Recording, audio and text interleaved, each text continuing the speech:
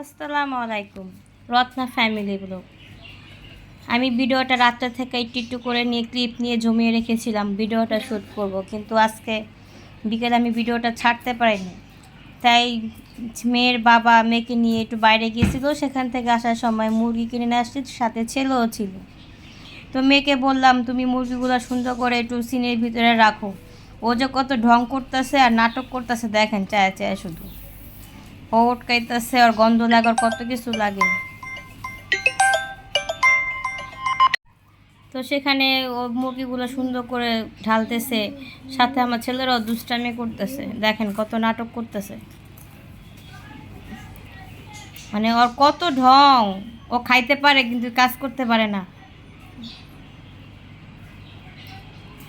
ও আস্তে ধীরে আস্তে কীভাবে খুলে কীভাবে রাখে কিছুই জানে না।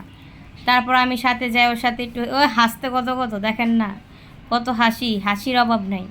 ওরা যে কোনো কাজ দিবেন ও একটা থেকে আরেকটা করে ফেলায়। তারপর মুরগিগুলো সুন্দর করে আমি সিটির ভিতরে ঢালার পরে ওকে বললাম তুমি পলিথিন নাও।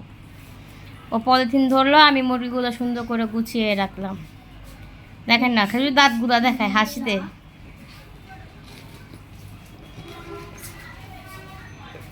এখানে 4টা মুরগি ছিল, তো সুন্দর করে একটা একটা করে আমি সুন্দর করে বাস করে রাখলাম মুরগিগুলা।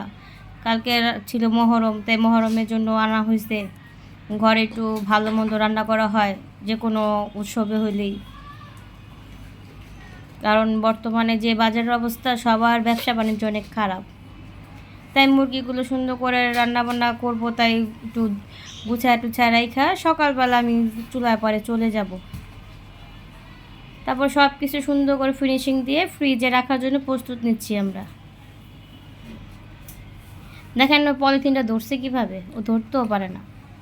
এগুলো রাখতে বলছে, এগুলোও পারে না।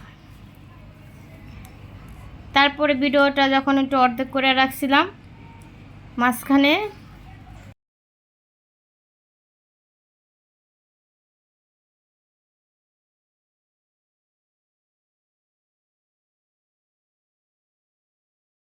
তারপর আমাদের গুছানো শেষ, মেয়েকে বললাম নিয়ে আসো ফ্রিজের ভিতরে রাখবো।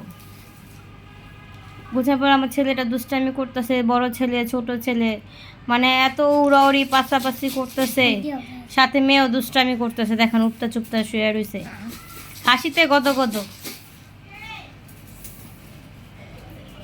খালি কথায় কথায় ফুলে। ছেলে তো ওরা ভেঙাইতেই আছে, ভেঙানো শেষ নেই। তারপর একটু দুপুরে রান্নার আয়োজনে চলে গেলাম। তো আজকে মুরগি রান্না করছি, সাথে একটু ভর্তা খাবো। তো চিংড়ি মাছের শুটকি ছিল, সাথে একটু পেঁয়াজ রসুন মরিচ সুন্দর করে ভালো করে ভাজা ভাজা করে আমি ভর্তায় চলে যাব বানাতে। সেটা আপনাদের সাথে একটু শেয়ার করলাম। সব সময় তো ভালো মন্দ খাইলে চলে, একটু ভর্তা ভাজিও খাইতে হয় আমাদের, কারণ ভালো মন্দ সবার মাঝেই আছে। যে সবসময় ভালো খাবো তা এমন কথা না, সুখ দুঃখ সবারই আছে, সবাই সবার সব কিছু শেয়ার করতে পারে না।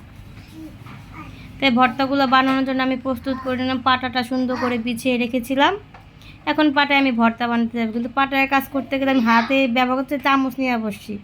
তাই সুন্দর করে আমি ভর্তা বানিয়ে আপনাদের সাথে দেখাবো। তো ভর্তাটা আমি বানাইতে বসছি, আমার ছেলে একটু আমার সাথে ভিডিওটা ধরছে। এখন ভর্তা বানানো শেষ, এই দেখেন আমার ইচা মাছের শুটকির ভর্তা। ভিডিওটা যদি ভালো লাগে লাইক করবেন, কমেন্ট করবেন, শেয়ার করবেন।